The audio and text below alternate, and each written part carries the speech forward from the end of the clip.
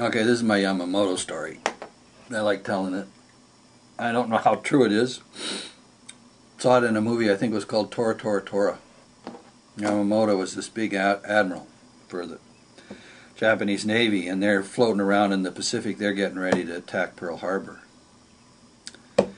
And the attack goes off, and they bomb the crap out of, the American Navy, and to cause all this destruction. And it could have been a lot worse, but for some reason of fortune, which you can't predict, the carrier groups were out of the harbor at that time. So all I got was the big battleships and cruisers and destroyers and a lot of stuff like that. But anyway, there's this scene in Tora Tora Tora where Yamamoto, I think that's the guy's name, could be wrong, but anyway, he's like the big admiral for the Japanese, and everybody's kind of, for Japanese, they're excited. And I'm not saying this is bad for Japanese, it's just that their social rules sort of disapprove of excitement unless you go to the karaoke bar and get drunk. But basically, these other guys are all excited, all the people that work for him, all his aides, all the lower admirals, all the rest of it.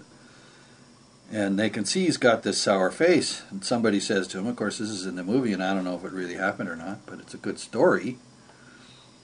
And it's the kind of thing that would probably be true. What's the problem, Admiral Yamamoto? What's going on? Why the sour face? Why aren't you celebrating? And he says something on the over. I'm afraid we've woken up a sleeping giant. Now that's a perception of the American spirit, okay? And that's what's going on here.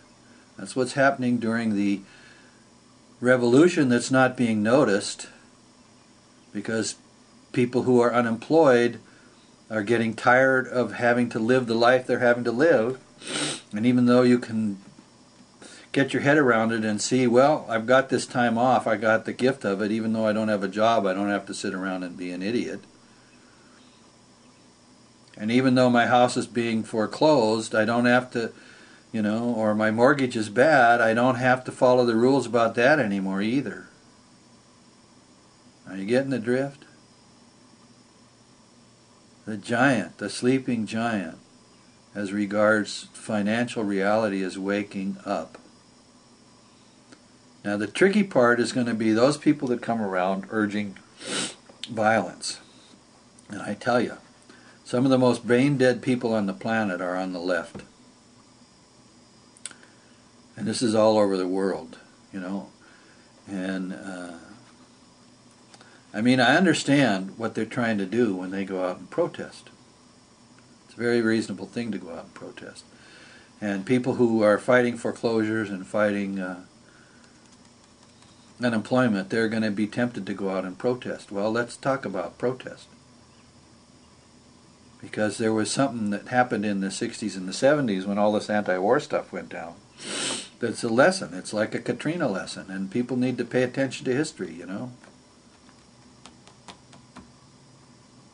Burke and Santayana are credited with saying those who refuse to learn the lessons of history are doomed to repeat it. Okay, well, what's the lesson of history from the 60s and 70s and the so-called leftist anti-war movement?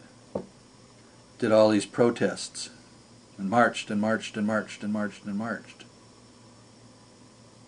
Well, they felt good, and they thought they were changing the world, but what actually happened at the level of macro politics in the United States of America? What happened is that the establishment, the things that we opposed, turned to the right.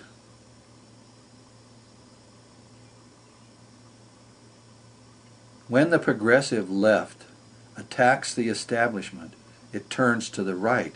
And since it's already got all the power God ever gave anybody, all the social power of the sword, that's not something you want. So if you're in the progressive left, you have to look at this temptation. March around and make a lot of noise. Let's just consider what happened recently I think it's in Toronto. The big guns The G20 and the G8 and all those different international leaders went up there and they had a conference. And the wisest thing I heard was a woman interviewed on TV, and she said, well, you know, why are these guys going to have these conferences? You know, they spend $1 billion that could go to poor people on security when they don't have to get together. We got all this electronic stuff. They've got all these people that work for them. They don't have to come face to face. Well, sort of they do, you know. If there's a management out there that's trying to really seriously screw us, and I wrote a little booklet called Counter Moves, and the Counter Moves is actually in the appendix of my book, Uncommon Sense, The Degeneration and the Redemption of Political Life in America. And of course you can read it for free. You don't have to buy the book. You can read it for free on my website. But anyway, you know, there's people that probably make decisions like this. They like it that there's protest. And why do they like it?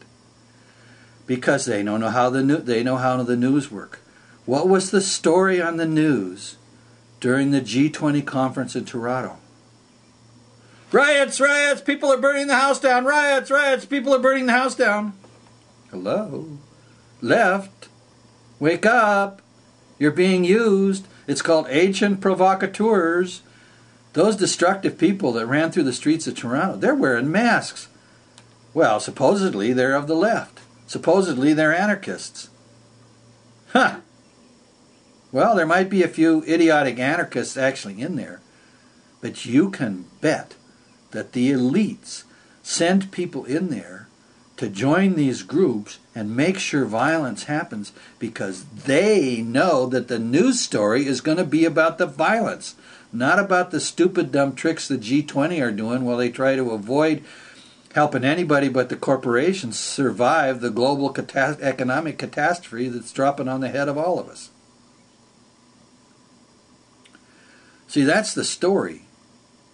The story is the lame changes and agreements being made by the G20. But because the protesters are there, because they think they're actually accomplishing something,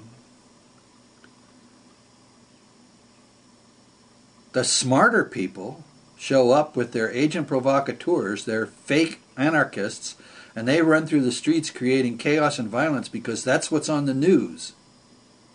They know how to make news. The protesters are trying to make news, but, you know, this has been going on for 20 or 30 years now with all these financial gatherings. There was one in Italy, you know, where guys showed up and marched against the thing, and when you looked at their shoes and everything, it was pretty clear they were German policemen on a holiday pretending to be protesters in Italy against another G20 meeting or a meeting of the World Bank or whatever it is, you know.